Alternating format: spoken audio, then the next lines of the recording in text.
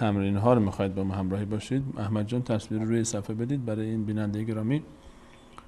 شما این تمرین ها رو هر وقت که تصویر این تمرین ها روی صفحه مشاهده کردید شروع کنید به خواندن از خط اول کلمه اول. بسم الله. تصویر رو دارید؟ شروع کنید. از خط اول کلمه اول رو بخونید.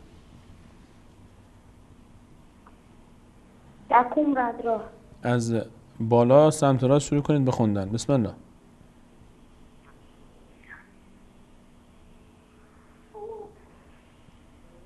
صدای منو دارید؟ یا ایسا. ماشاءالله. بعدی یا ایسا. بله. وهنا. ماشاءالله. بعدی فهمه. ماشاءالله. بعدی ماشاءالله. بعدی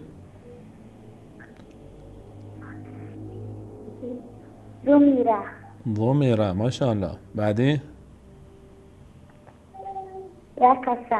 ركض. احسنتم. خط بعدی رو شروع کنید.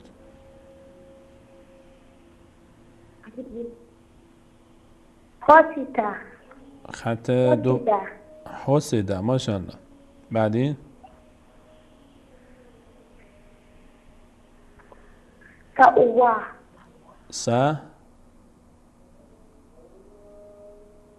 لوحه. تکرار کنید.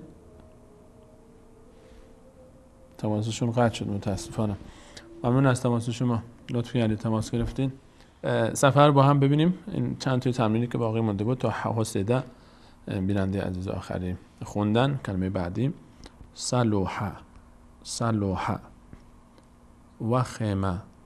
وخمه. توهمه. توهمه.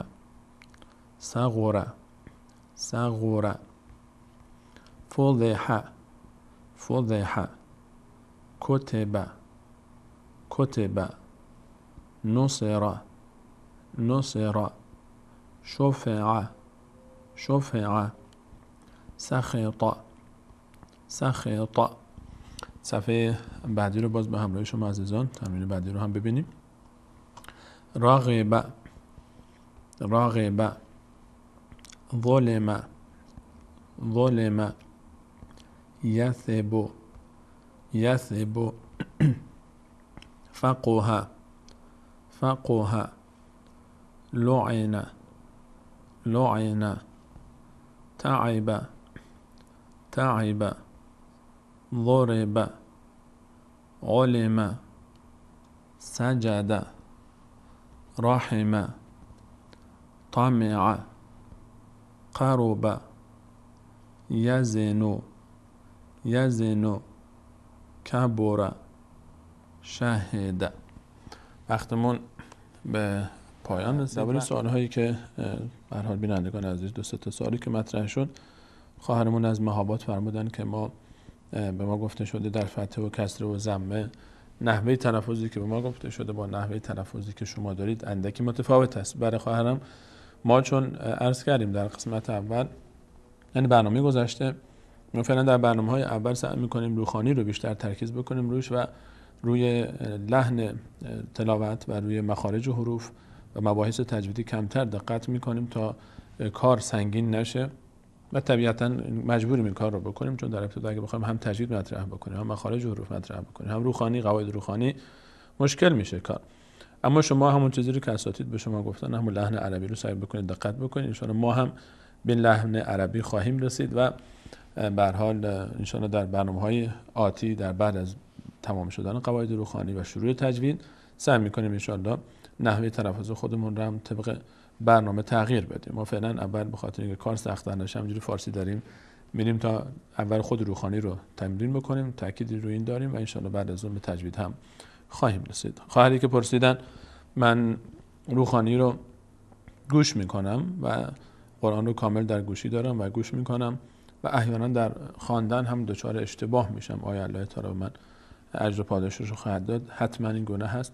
رسول الله صلی الله علیه و سلم فرمود که کسی که قرآن میخونه و در روخانی قرآن دچار مشکل هست 2 اجر میبره. این اجرش یکی به خاطر تلاشی که میکنه، یکی به خاطر به حال اینکه سخت‌تر قرآن خواندن براش، اما باز هم دلسرد نمیشه.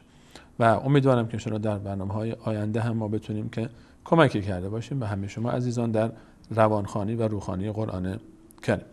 و بدون شک تلاوت قرآن کریم رو گوش کردن ثواب خودش رو داره، روحانی و تلاوت ثواب خودش رو داره، تفکر ثواب خودش رو داره، تدبر ثواب خودش رو داره و عمل هم که بیش از هر چیز دیگری ثواب خودش رو داره و هر کدوم از اینا عبادت مختص خودشه و مستقل در جای خودش.